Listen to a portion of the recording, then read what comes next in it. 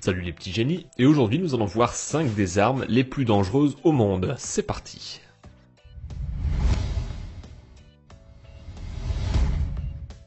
Le lance-flamme est décrit comme étant un engin incendiaire mécanisé. Il est conçu pour pouvoir projeter un long flux de flammes jusqu'à une distance de 70 mètres. Il fut utilisé pour la première fois par les Grecs au 1er siècle après Jésus-Christ. De nouveau remis au goût du jour brièvement durant la Première Guerre mondiale, il fut largement exploité quelques années plus tard, durant la guerre 39-45.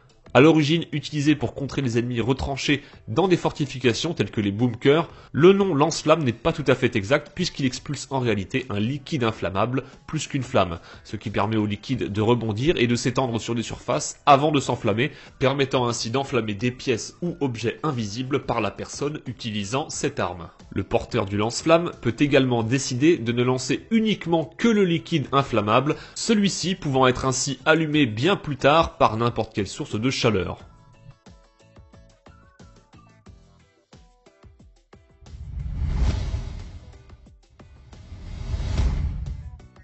Le porte-avions classe Nimitz est équipé de 2 réacteurs nucléaires qui n'ont besoin d'être alimentés en essence qu'une fois tous les 25 ans. Il peut résister à plus de 130 missiles de FA-18 Hornet qui font partie des avions de chasse les plus destructeurs. Il mesure plus de 330 mètres pour un total de 88 tonnes. L'engin peut accueillir jusqu'à 3200 marins à bord. Construit en 1968, il fut ensuite mis en service dès 1975 jusqu'à aujourd'hui.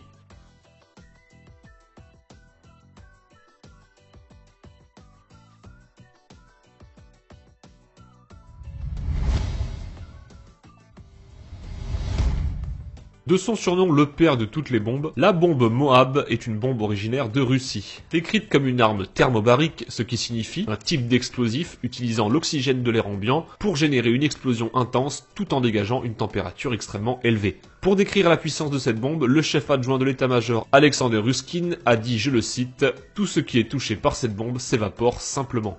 La bombe pèse plus de 7000 kg et est considérée comme la bombe non nucléaire la plus puissante au monde. Pour vous donner une idée, une bombe de ce type équivaut à déclencher 44 tonnes de TNT, autant dire que ça picote la biscotte.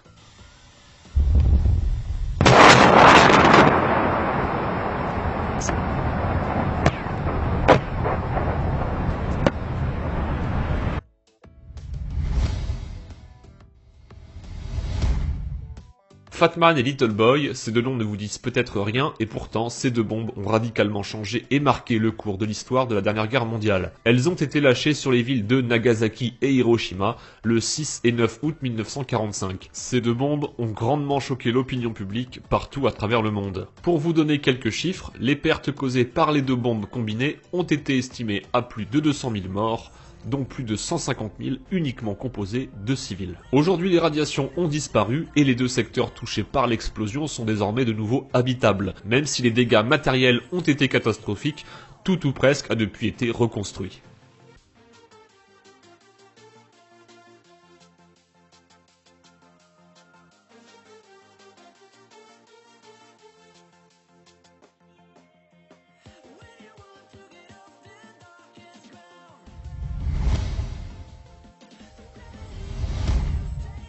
Le Mark I fut le premier véhicule à être qualifié de tank. La machine était équipée de 5 mitrailleuses et pouvait accueillir jusqu'à 8 soldats. Le Mark I fut amélioré plusieurs fois, passant du Mark II jusqu'au Mark X. Tous ces modèles gardèrent le même aspect que celui d'origine. Ce tank et ses nombreuses variantes furent utilisés par de nombreux pays, principalement au cours de la Première Guerre mondiale. Le tank pesait plus de 28 tonnes pour presque 10 mètres de long. C'est maintenant la fin de cette vidéo, j'espère qu'elle vous aura plu, et si c'est le cas, n'hésitez pas à vous abonner et bien sûr à partager la vidéo. Vous pouvez également me suivre sur Twitter, le lien est dans la description.